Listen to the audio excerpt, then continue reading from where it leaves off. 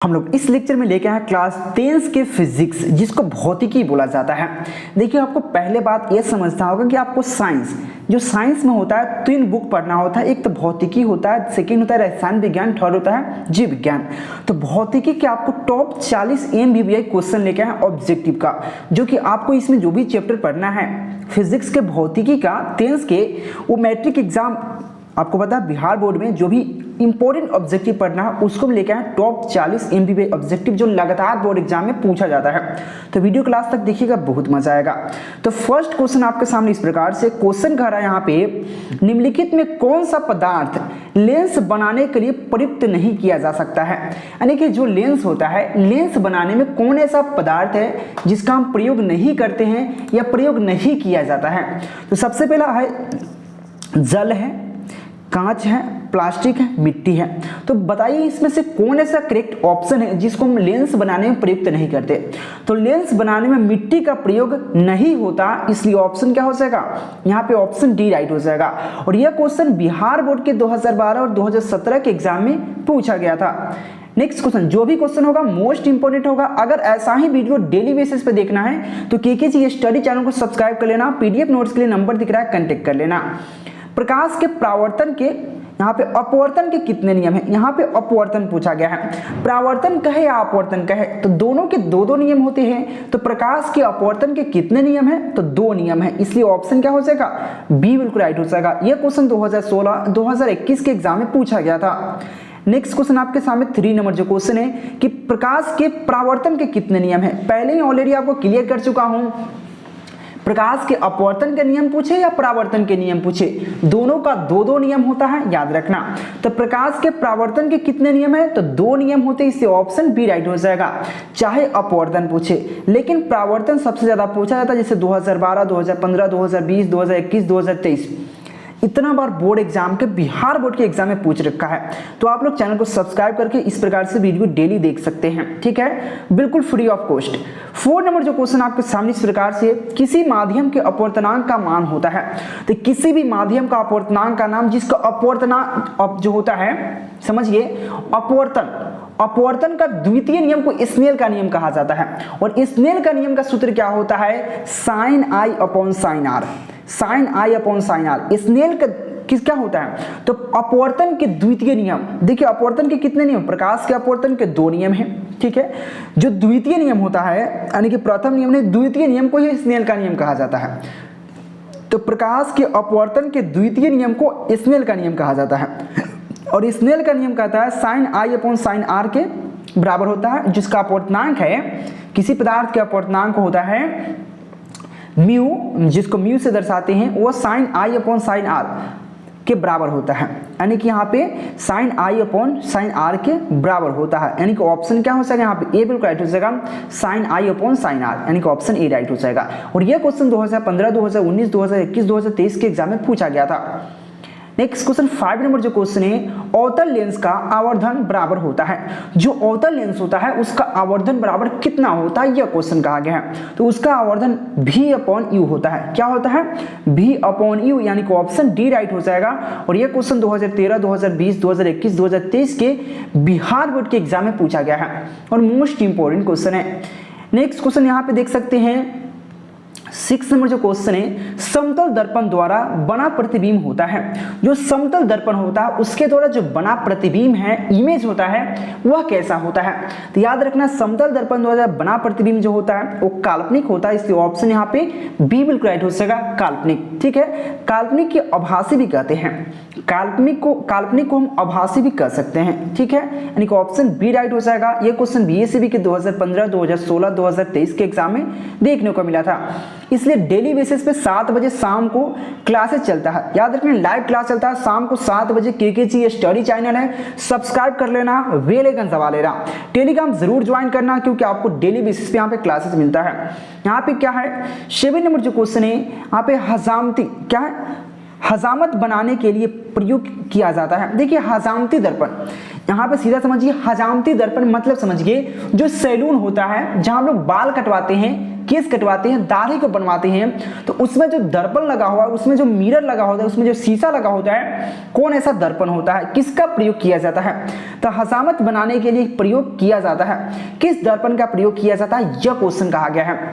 देखिएगा वहां पे जो लेंस, वहां पे जो दर्पण लगा होता है थोड़ा सा झुका हुआ रहता है, यानी कि वो अवतल दर्पण होता है। कैसा होता है? तो वो अवतल इस प्रकार से थोड़ा सा झुका हुआ रहता है, इसलिए आप सुंदर दिखते हैं, ठीक है, इसलिए वो सुंदर दिखते हैं, ठीक है, इसलिए अवतल दर्पण का उपयोग किया जाता है हजामती दर्पण के रूप में। ये क्वेश्चन 2015, 16, 21, 22 के एग्जाम में पूछा गया था।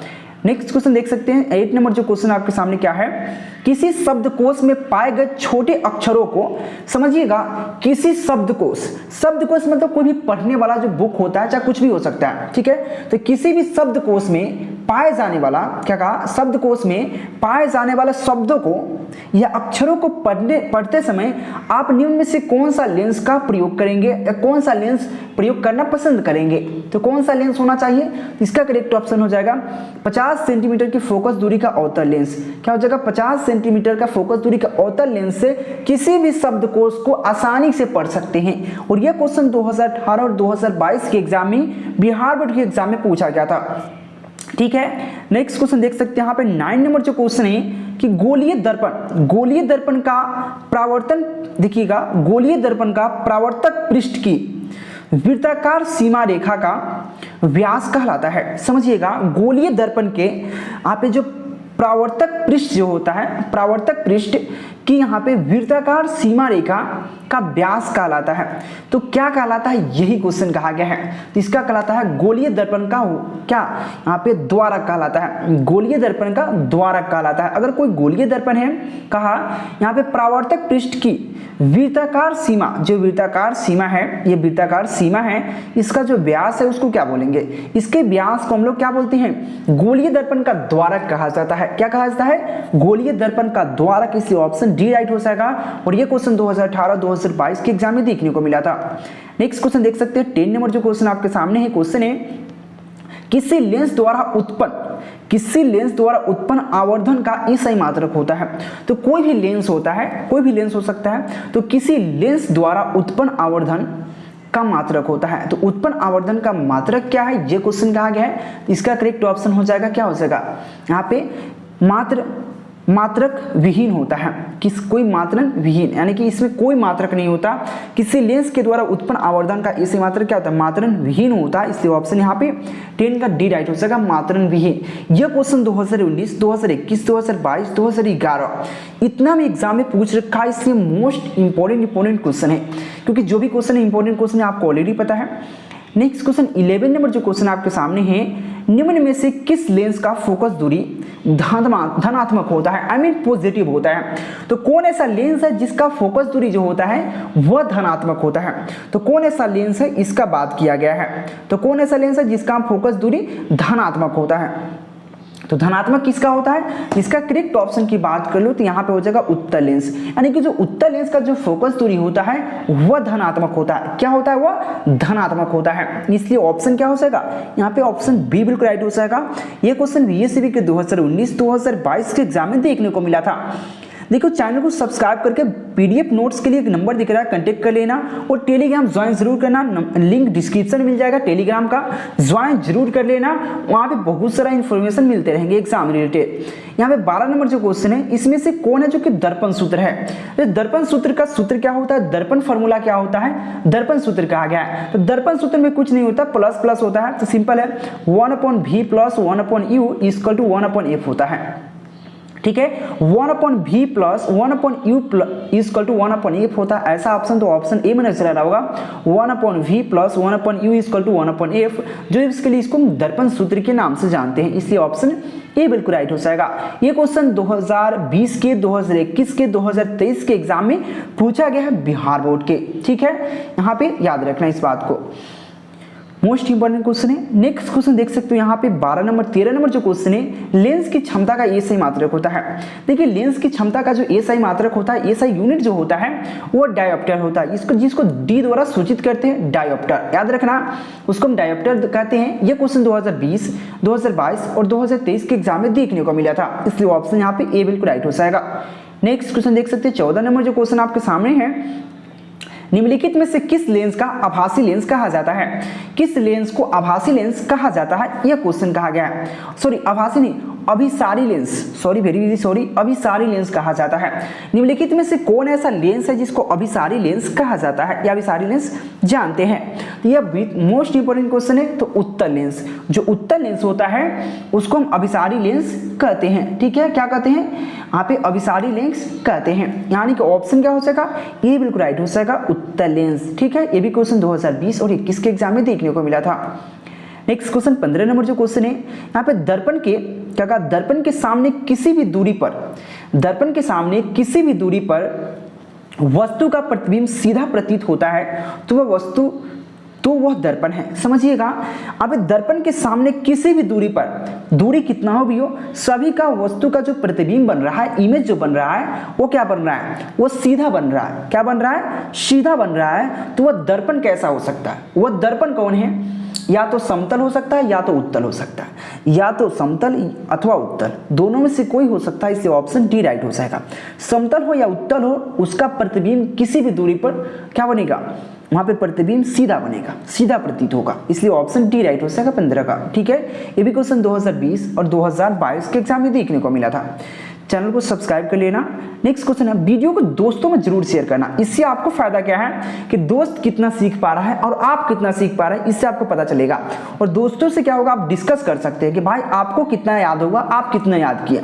इसलिए टेस्ट क्यूज भी दे सकते हैं, उसके लिए टेलीग्राम ज्वाइन जरूर कीजिएगा, लिंक डिस्क्रिप्शन में है। 16 नंबर जो क्वेश्चन है, एक गोलीय दर्पण की फोकस दूरी 20 सेंटीमीटर है तो यह गोलीय दर्पण कैसा है? ये गोलीय दर्पण की फोकस दूरी 20 सेंटीमीटर है तो यह गोलीय दर्पण कैसा हो सकता है? ये कैसा है, यह क्वेश्चन कहा गया है।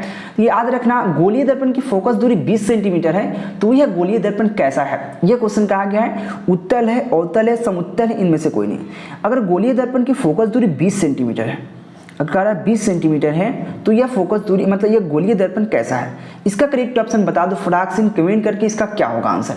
नहीं आएगा कोई दिक्कत नहीं, आपको टेलीग्राम पे इसका आंसर मिल जाएगा या इसका कमेंट बॉक्स में खुद आंसर डालूंगा। इससे पहले आपका टेस्ट लेने के लिए आपका आंसर का जवाब दे दो फटाक से। एक क्वेश्चन 2021 और 23 के एग्जाम में देखने को मिला था। ठीक है, नेक्स्ट क्वेश्चन यहाँ 17 नंबर जो क्वेश्चन है, अवतल दर्पण की फोकस दूरी होती है तो अवतल दर्पण की फोकस दूरी क्या होती है, यह क्वेश्चन कहा गया है कि अवतल दर्पण का फोकस दूरी क्या होता है। यह क्वेश्चन है कि अवतल दर्पण की फोकस दूरी क्या होता है, तो सिंपल है, ऋणात्मक होता है। अवतल दर्पण की फोकस दूरी क्या होता है? यहाँ पे निगेटिव होता है, ऋणात्मक होता है, इससे ऑप्शन ए राइट हो जाएगा।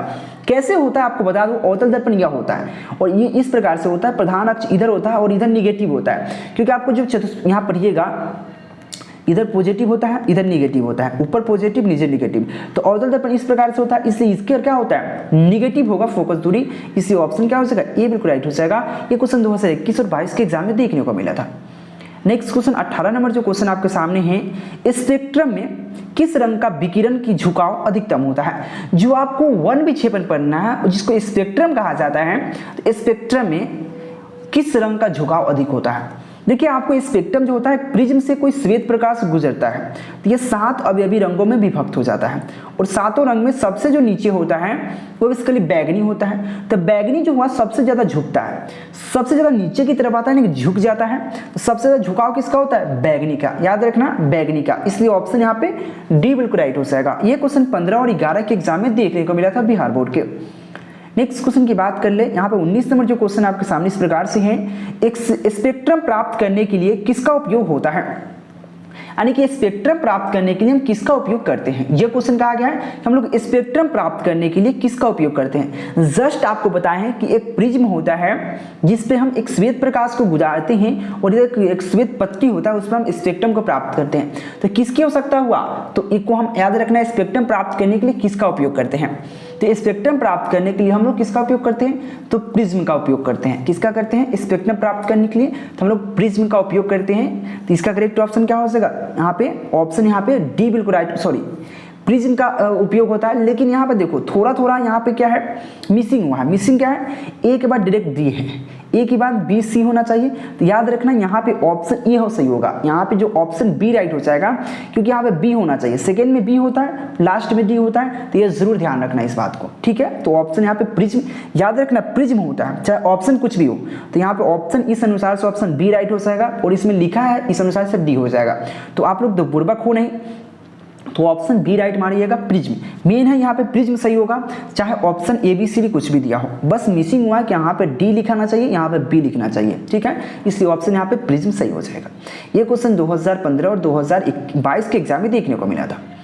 20 नंबर जो क्वेश्चन आपके सामने इस प्रकार से है, यहाँ पे मानव नेत्र वस्तु का प्रतिबिंब निम्न में से किस भाग पर बनाता है। जो मानव नेत्र होता है, जो मानव का नेत्र है यानी कि आंख है, उसमें जो प्रतिबिंब बनता है, किसी का अगर प्रतिबिंब बन रहा है तो कौन ऐसा भाग है मानव नेत्र के अंदर, आंख के अंदर, उसमें किस ऐसा जगह पे प्रतिबिंब बनता है और हम देख पाते हैं। तो यार रेटिना पे बनता है, यानी कि ऑप्शन क्या हो जाएगा यहाँ पे परितारिका भी कहा जाता है, परितारिका जिसको हम रेटिना कहते हैं, उसी पर बनता है किसी वस्तु का प्रतिबिंब और हम किसी को देख पाते हैं। इसलिए ऑप्शन यहाँ पे क्या हो जाएगा, सी बिल्कुल राइट हो जाएगा। ये क्वेश्चन बीएससीबी के 2013, 14, 21, 22 के एग्जाम में पूछा गया था। नेक्स्ट क्वेश्चन देख सकते हैं 21 नंबर जो क्वेश्चन आपके सामने है, टिंडल प्रभाव प्रकाश की कौन सी परिघटना को प्रदर्शित करता है। जो टिंडल प्रभाव है, तो टिंडल प्रभाव प्रकाश की कौन सी परिघटना को प्रदर्शित करता है। तो टिंडल प्रभाव प्रकाश की कौन ऐसी परिघटना है जिसको प्रदर्शित करता है, यह क्वेश्चन कहा गया है। तो इसका करेक्ट ऑप्शन की बात कर लो तो प्रकाश के प्रकीर्णन, जो प्रकाश का प्रकीर्णन होता है उसका प्रयोग करता है। इनको ऑप्शन डी राइट हो जाएगा। यह क्वेश्चन 2013 और 2021 के एग्जाम में देखने को मिला था। नेक्स्ट क्वेश्चन आप देख सकते हो 22 नंबर जो क्वेश्चन क्या आ रहा है यहाँ पे, समान आंख के लिए स्पष्ट दृष्टि की न्यूनतम दूरी क्या होता है। जो समान आंख है, हमारा जो सिंपल आंख होता है, उसकी स्पष्ट दृष्टि की न्यूनतम दूरी क्या होता है। ये बहुत इजी क्वेश्चन है कि 25 सेंटीमीटर होता है। ये सबको पता है कि हम 25 सेंटीमीटर से कम दूरी को हम स्पष्ट नहीं देख सकते हैं। इसलिए ऑप्शन यहाँ पे डी बिल्कुल राइट हो जाएगा। और यह क्वेश्चन 12 और 14 के एग्जाम में पूछा गया था, यानी कि ऑप्शन डी राइट हो जाएगा। नेक्स्ट क्वेश्चन देखो, इस प्रकार से डेली क्लासेस देने के लिए 7 बजे आपको केकेजी स्टडी पर चैनल पर क्लासेस चलता है, लाइव क्लासेस चलता है, अटेंड डेली कीजिए। ऑब्जेक्टिव के साथ सब्जेक्टिव, ऑल सब्जेक्ट का क्लासेस लिया जाएगा। यहाँ पे 23 नंबर जो क्वेश्चन है, निकट दृष्टि दोष में किस लेंस का प्रयोग किया जाता है। जो निकट दृष्टि दोष होता है उसमें किस लेंस का प्रयोग किया जाता है। आपको मैं एक ट्रिक समझाऊंगा यहाँ पे, जो ट्रिक आपको काम आएगा। सबसे पहला बात, दोष 4 प्रकार का होता है। एक तो होता है निकट दृष्टि दोष, एक होता है दूर दृष्टि दोष, एक होता है जरा दृष्टि दोष, एक होता है अबिंदुकता, जिसको हम लोग इंग्लिश में एस्टिग्मेटिज्म कहा जाता है। अबिंदुकता को हम लोग एस्टिग्मेटिज्म कहते हैं। 4 प्रकार का होता है दृष्टि दोष। सिंपली 4 प्रकार में जरा दृष्टि दोष और अबिंदुकता के लिए कोई दिक्कत नहीं होता, ठीक है। लेकिन निकट दृष्टि दोष और दूर दृष्टि दोष के कौन ऐसा लेंस का उपयोग करके हम लोग दूर कर सकते हैं। तो एक होता है निकट दृष्टि दोष, एक होता है दूर दृष्टि दोष। दूर दृष्टि दोष को हम दीर्घ दृष्टि दोष भी कह सकते हैं।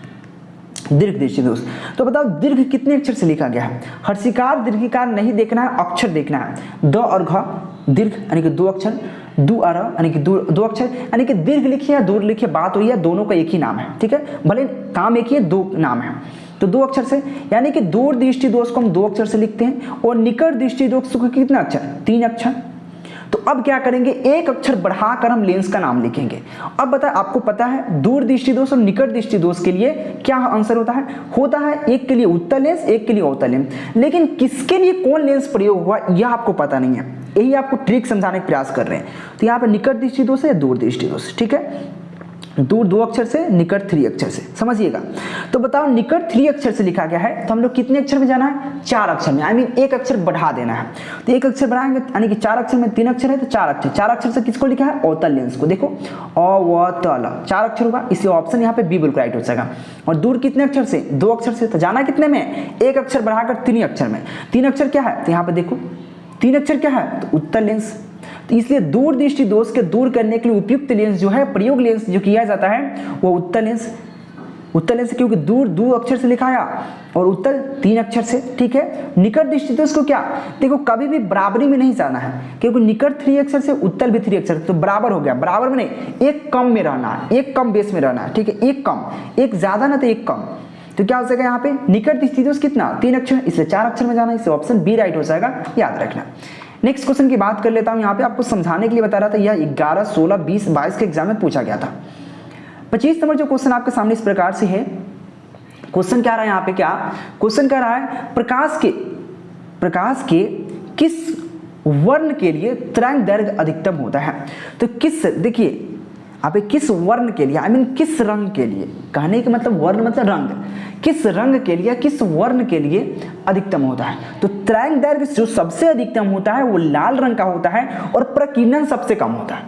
आई मीन जो तरंग दैर्घ्य जो सबसे ज्यादा होता है लाल रंग का होता है और सबसे कम जो तरंग दैर्घ्य होता है वो बैंगनी का होता है।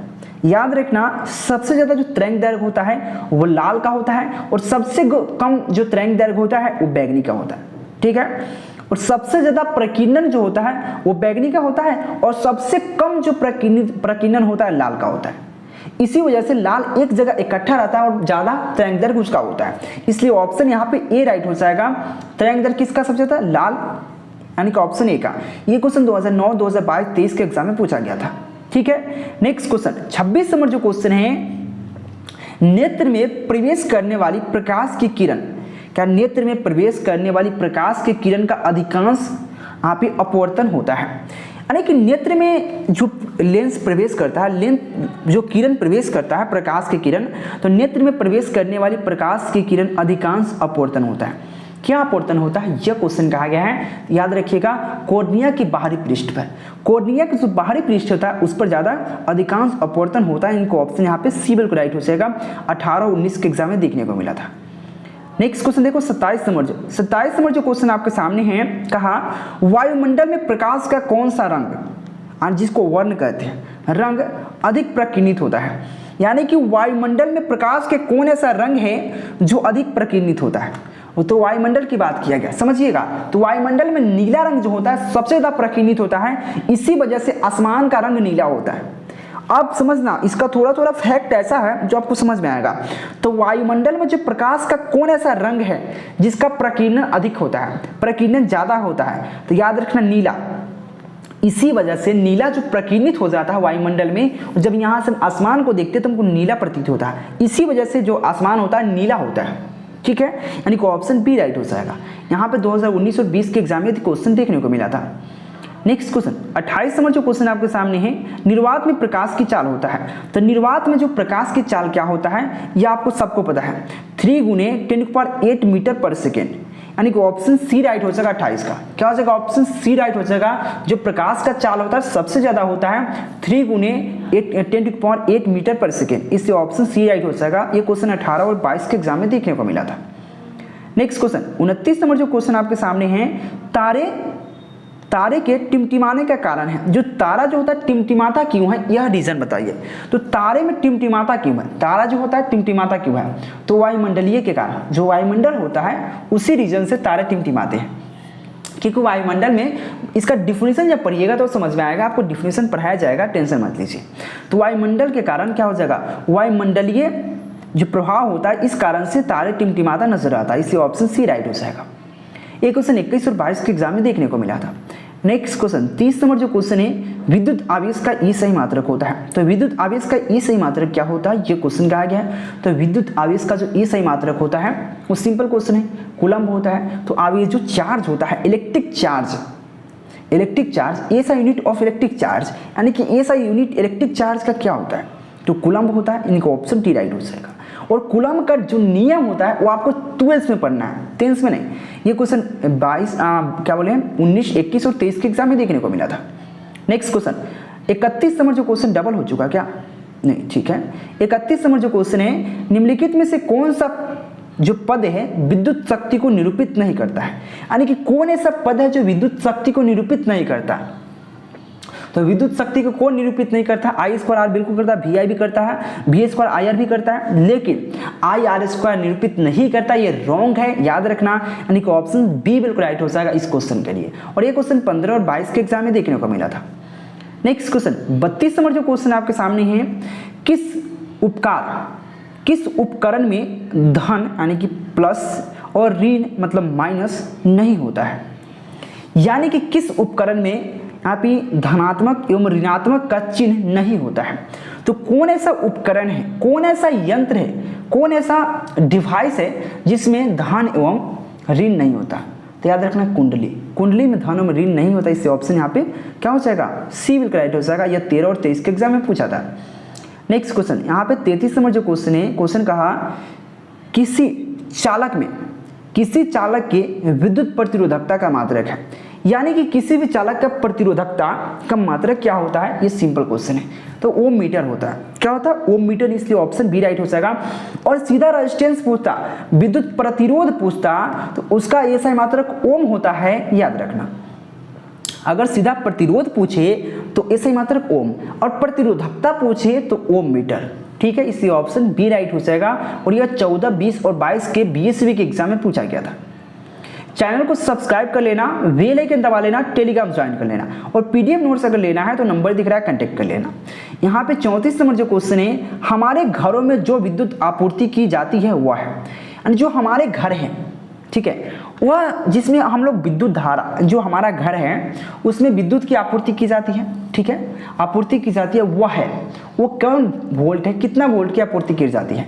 तो 220 वोल्ट प्रत्यावर्ती धारा, जिसको अल्टरनेटिव करंट के नाम से जानते हैं, जिसको हम शॉर्ट में एसी करंट भी कहते हैं। और जो भी देखो अल्टरनेटिव करंट वह होता है जो करंट मतलब उससे हम लोग खतरा हो सकता है। डीसी करंट वह है जो बस में, कार में या बैटरी, घड़ी, इसमें उपयोग होता है, यानी कि वो महंगा होता है। डिश धारा जिसको डायरेक्ट करंट कहते हैं, डीसी करंट कहते हैं, ठीक है। जो प्रत्यावर्ती धारा होता है बहुत खतरनाक होता है, आपको पता है। तो 220 वोल्ट के प्रत्यावर्ती धारा जो हमारे घरों में उपयोग होता है, इनका ऑप्शन यहाँ पे क्या हो जाएगा? सी राइट हो जाएगा। ये 14 और 20 के एग्जाम में देखने को मिला था। 35 नंबर जो क्वेश्चन आपके सामने इस प्रकार से है, क्वेश्चन है जब किसी चालक तार में या चालक तार से विद्युत धारा प्रवाहित होता है तो गतिशील कण होता है। जब भी कोई चालक जो तार है, वायर है, जिससे हम लोग क्या करते हैं? विद्युत धारा प्रवाहित होता है। तो विद्युत धारा प्रवाहित होता है तो गतिशील कौन कौन है? जो वहां पे कौन ऐसा जो गति करता है जिससे करंट आगे बढ़ता चला जाता है? तो इलेक्ट्रॉन। जो इलेक्ट्रॉन होता है जिसको इससे दर्शाते हैं इलेक्ट्रॉन, ई माइनस, ठीक है, या इलेक्ट्रॉन कह सकते हैं, ऑप्शन डी में दे रखा है। तो इलेक्ट्रॉन जो होता है एक दूसरे से फॉलो करता है, गति करता है, इस वजह से करंट एक स्थान से दूसरे स्थान वायर में आगे बढ़ता है, इसलिए ऑप्शन डी राइट हो जाएगा। ये 14, 21 और 22 के एग्जाम में देखने को मिला था। नेक्स्ट क्वेश्चन आपके सामने 36 नंबर जो क्वेश्चन है, क्वेश्चन कर रहा है किसी विद्युत बल्ब का या किसी विद्युत बल्ब पर 220 वोल्ट तथा 100 वाट शक्ति है। कोई बल्ब है जिस पर 220 वोल्ट है और क्या 100 वाट की बल्ब है, अंकित है। जब उसे 110 वोल्ट पर यहाँ पे प्रचलित करते हैं, क्या प्रचलित करते हैं, तब उसके द्वारा उत्पन्न शक्ति कितनी होगी? उसके द्वारा जो उत्पन्न शक्ति है वो कितनी होगी, ये क्वेश्चन है। तो क्या हो जाएगा? 25 वाट। क्या हो जाएगा? 25 वाट, ऑप्शन डी। कैसे हुआ? न्यूमेरिकल टाइप क्वेश्चन है, बता देंगे आपको। न्यूमेरिकल जब बोर्ड पे आके पढ़ाएंगे, न्यूमेरिकल टाइप क्वेश्चन, जो भी 1-2 क्वेश्चन ऐसे टेंस में न्यूमेरिकल बनता नहीं है। न्यूमेरिकल होता है कि आप फर्स्ट टाइम सुन रहे होंगे मेरे मुंह से। जो न्यूमेरिकल हुआ होता है, जो मैथमेटिकल क्वेश्चन होता है, उसको न्यूमेरिकल कहते हैं फिजिक्स केमिस्ट्री की भाषा में, ठीक है। यानी कि ऑप्शन डी राइट हो जाएगा। यह क्वेश्चन 13 और 22 के एग्जाम में देखने को मिला था। नेक्स्ट क्वेश्चन 37 नंबर जो क्वेश्चन है, ये क्वेश्चन आपको ओम का नियम पढ़े होंगे, पढ़े तो होंगे ना, उसमें भी काम आता है, बहुत जगह यह काम होता है। किसी कुंडली का प्रतिरोध ज्ञात करने के लिए सूत्र है। कोई भी कुंडली का हम प्रतिरोध कैसे ज्ञात कर सकते हैं? तब प्रतिरोध ज्ञात करने के लिए आपको ओम का नियम पढ़े होंगे, जहां पे R बराबर V/I होता है, या I बराबर या V बराबर IR होता है, सूत्र होता है V बराबर IR। यह ओम के नियम में पढ़ना है, जिसको R प्रतिरोध, I धारा, V वोल्ट होता है ना, V बराबर IR।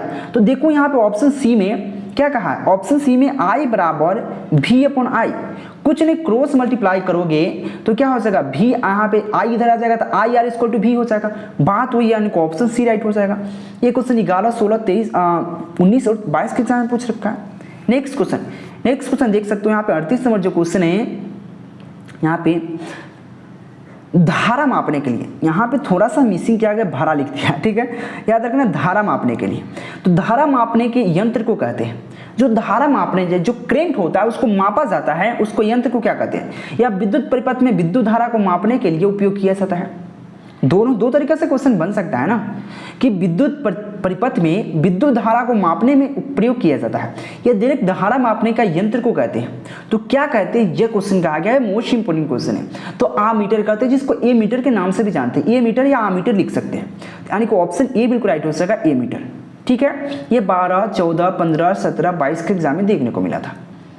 नेक्स्ट क्वेश्चन वहाँ पे 39 नंबर जो क्वेश्चन है, इलेक्ट्रॉन पर कितना आवेश होता है। तो इलेक्ट्रॉन पर जो चार्ज होता है, इलेक्ट्रॉन पर जो आवेश होता है, वह आवेश जो होता है कितना, 1.6 गुणित 10⁻⁻19 कूलम होता है। तो 1.6 गुणित 10⁻⁻19 कूलम, तो ऑप्शन डी में नजर आ रहा होगा 1.6 गुणित 10⁻⁻19 कूलम। इससे ऑप्शन क्या हो जाएगा यहाँ पे, डी बिल्कुल राइट हो जाएगा। ये 14 और 21 के एग्जाम में देखने को मिला था। चैनल को सब्सक्राइब कीजिए, बेल आइकन दबाइए, टेलीग्राम ज्वाइन कीजिए, इससे आपको ही फायदा है कि डेली बेसिस पर क्लासेस का लिंक मिलेगा और ऐसा क्वेश्चन सिर्फ केकेजी स्टडी पे ही मिल सकता है, याद रखना। और 12th का भी पढ़ाई होता है हमारे यहाँ केकेजी क्लासेस के चैनल पर, जाकर चेक कर सकते हो। 40 नंबर जो क्वेश्चन है, यहाँ पे प्रतिरोध का एसआई मात्रक क्या होता है। तो प्रतिरोध का एसआई मात्रक क्या होता है, जस्ट आपको बताएं, जो प्रतिरोधकता का एसआई मात्रक होता है ओम मीटर होता है। ओम को इस प्रकार से दर्शाते हैं, ठीक है, ओम मीटर। यह प्रतिरोधकता का ऐसे मात्रक होता है, लेकिन यहाँ पे प्रतिरोध का पूछा तो डायरेक्ट ओम होता है, याद रखना। इसलिए ऑप्शन यहाँ पे सी नजर आ रहा होगा। यह 15 और 17 के एग्जाम में पूछा गया था। तो इस वीडियो में इतना ही रखेंगे, 40 क्वेश्चन। इस प्रकार से आपको अगर पीडीएफ परचेज करना है, उसके लिए थोड़ा सा फी लगता है। ऑफर में 399 दिख रहा है ना, और ऑफर है मात्र 299। अब 399 ओनली 299 में ऑल सब्जेक्ट आपको दे दिया जाएगा आपके व्हाट्सएप पे। सेलेक्ट किया गया क्वेश्चन मिल जाएगा, नंबर दिख रहा है, कंटेक्ट कर लेना। यह क्लासेस फ्री में कर सकते हो। पीडीएफ नोट्स के लिए 299 रुपये लगता है, 300 रुपये लगेगा। ऑल सब्जेक्ट के लिए लेना है ले सकते हैं, नंबर दिख रहा है, कंटेक्ट कर लेना। Thank you watching for this video. Video पसंद आएगा तो लाइक, कमेंट और सब्सक्राइब जरूर कीजिएगा। Thank you.